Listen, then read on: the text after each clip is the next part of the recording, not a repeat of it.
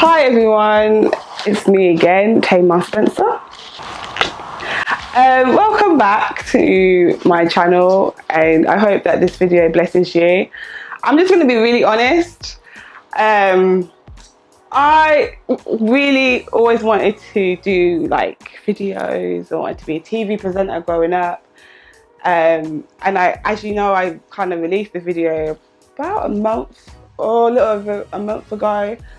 And I've been doing videos and whatever, and I've been so excited, and I just really got discouraged, if I'm honest with you. All my life I was seen as this perfect child, you know, the pastor's daughter, you know, everyone, that pressure just to be perfect and have it all together. And if I'm honest, I don't always have things all together. I try my hardest, but if I'm real, I get discouraged. I don't always complete things, and things get hard, and I'm hard on myself. I beat myself up a lot, you know. I judge myself, and that whole expectation, oh, I need to make sure it's perfect, it needs to be flawless, and I need to, you know, and actually, you know, I just need to be real on here. I don't want to be this facade of something that's not true. And yeah, life is hard sometimes, and you get discouraged, and I talk about purpose and identity, but sometimes I'm like, God, what is my purpose? What am I doing? Where is this going? And sometimes I'm like, I get discouraged, and I'm like, God, I just don't know if I want to do this anymore. Do you not understand how many takes it took to even try and get this? But I had to just be real with you guys. So I'm just here, real. And one of the topics that I really didn't want to talk about was my purity journey. And I don't know, I just didn't want to be judged by people. I didn't want to be, I didn't want to answer questions, you know, the awkward questions. And it's funny because my dad was like, Tamar, like, this is something you should be proud of, man. Like, what's wrong with you? I remember back in the day, everyone was like proud, like, yeah, what, you a virgin? What? Yeah, that's crazy, that's amazing. And I know you still get that sometimes here, but you also get a lot of the negative. And there's one thing of your close people and your close friends knowing, but then when you put it out on your social media, it's like, it's a bit daunting. And it's never something that I talk about, my purity journey, because it's just something that I felt like you just did.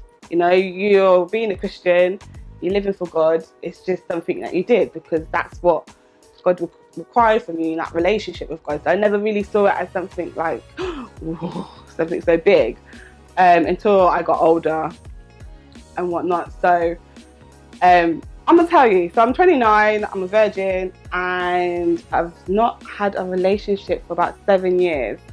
My last relationship, I thought I'd marry him, didn't happen. God knows, and I'm, you know, all healed from that and whatever. There's been no one really, let's be honest, it's like tumbleweed.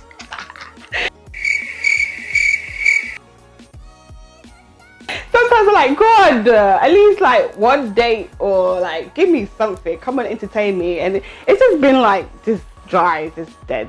And everyone's always asking me, I'm always feeling like, no, I'm still single, you know me, yeah, girl power. I never say girl power, I don't know why I just did that, but hey, I done it now.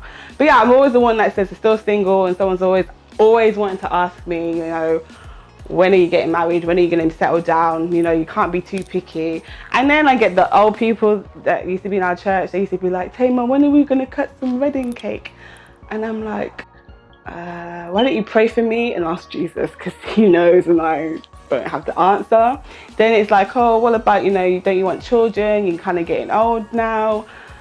I even have grey hairs. I guess that doesn't help me sometimes.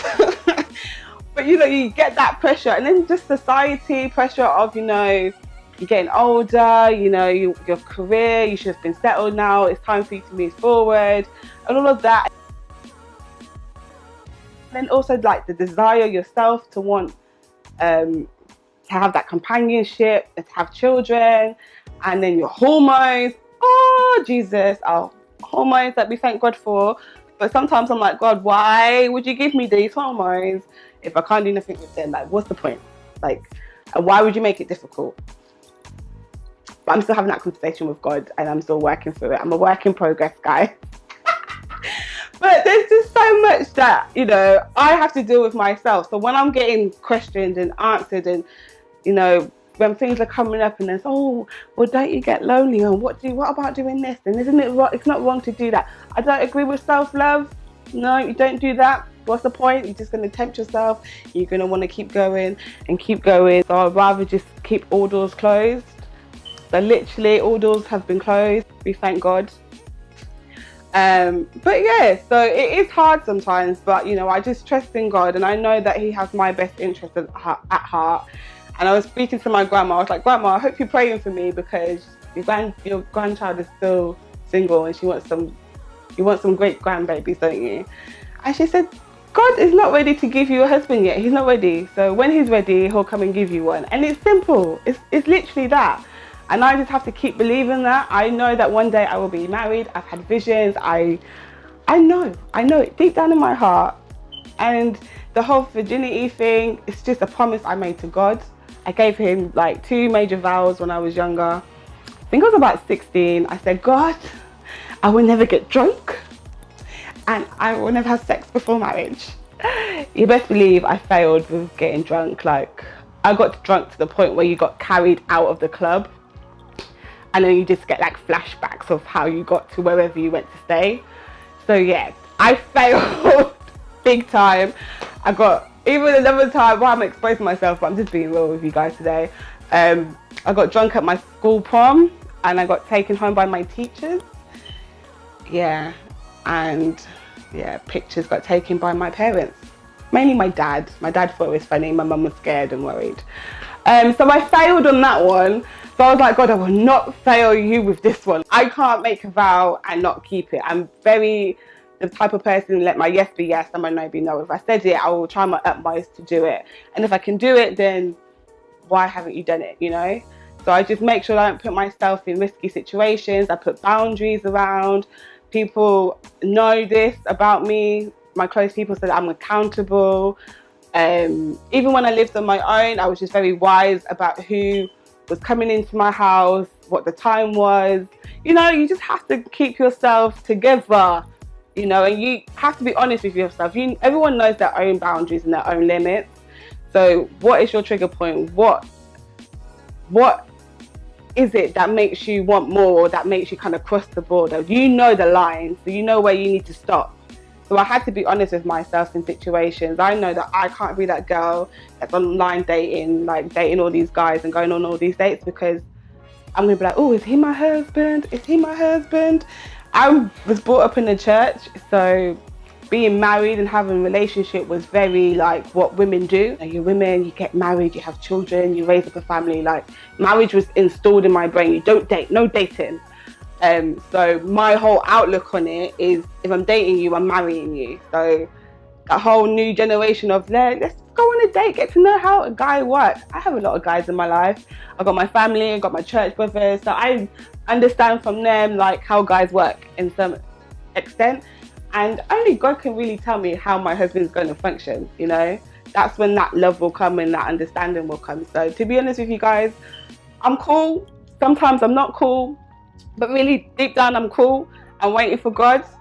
So yeah, if you have any questions or anything you want to ask me about my journey, then let me know. And I'm just being really open. Maybe you guys think, well, she ain't even been open, but for me, I've been open with you guys. There's more that I will talk about future down in the line. But for now, that's kind of where I want to leave it with you. I really just felt like God just put it on my heart and just to talk about it. And it's possible, guys and girls. It's possible. And if you have already messed up or whatever it may be, like, just know that God's grace is there for you. And he wants to just restore you and make you whole and teach you how to continue down the road. And there's so much talk about it at the moment, so much purity talk, so much sex talk out there, and just go and look, get to know it, and get yourself like accountability partners, and just know that God just loves you, and he just is not there to make us, to make it mean for us. It's there to help us, because at the end of the day, you don't want to keep connecting with the wrong person, connecting, and breaking down. Like, connect with that one. And yeah, even in marriage, things aren't going to be roses. I'm not naive. I understand marriage takes work, but marriage takes work, and I'm going to only work at it with that one person, you know. So yeah, I hope you've liked this video. As I said, if there's anything you guys want to know, leave a comment or inbox me, however this works, I don't know. Remember to like and subscribe, and come back for another chat. But thank you so much for listening and watching. I really do appreciate you all. You guys inspire me to just keep going on this crazy journey of just being so open with total strangers. But it's okay, because God said, and I actually like it. Some strange reasons.